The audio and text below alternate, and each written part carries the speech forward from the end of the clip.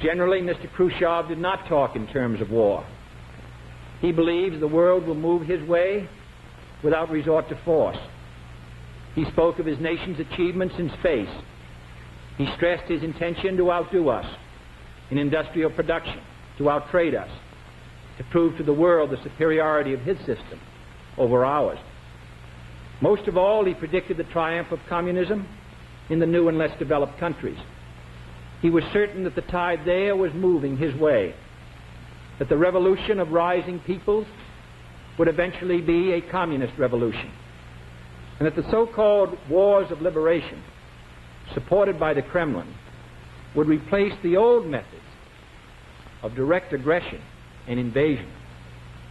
In the 1940s and early 50s, the great danger was from communist armies marching across free borders, which we saw in Korea.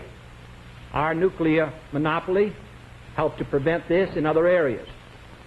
Now we face a new and different threat. We no longer have a nuclear monopoly. Their missiles, they believe, will hold off our missiles, and their troops can match our troops should we intervene in these so-called wars of liberation. Thus, the local conflict they support can turn in their favor through guerrillas or insurgents or subversion.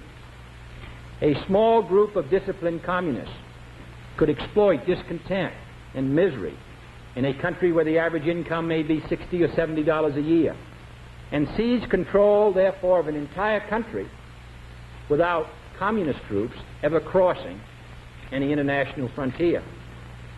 This is the communist theory, but I believe just as strongly that time will prove it wrong, that liberty and independence and self-determination, not communism, is the future of man, and that free men have the will and the resources to win the struggle for freedom.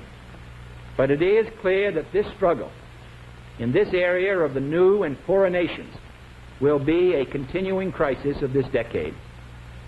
Mr. Khrushchev made one point which I wish to pass on. He said there are many disorders throughout the world, and he should not be blamed for them all. He is quite right. It is easy to dismiss as communist-inspired every anti-government or anti-American riot, every overthrow of a corrupt regime, or every mass protest against misery and despair. But these are not all communist-inspired.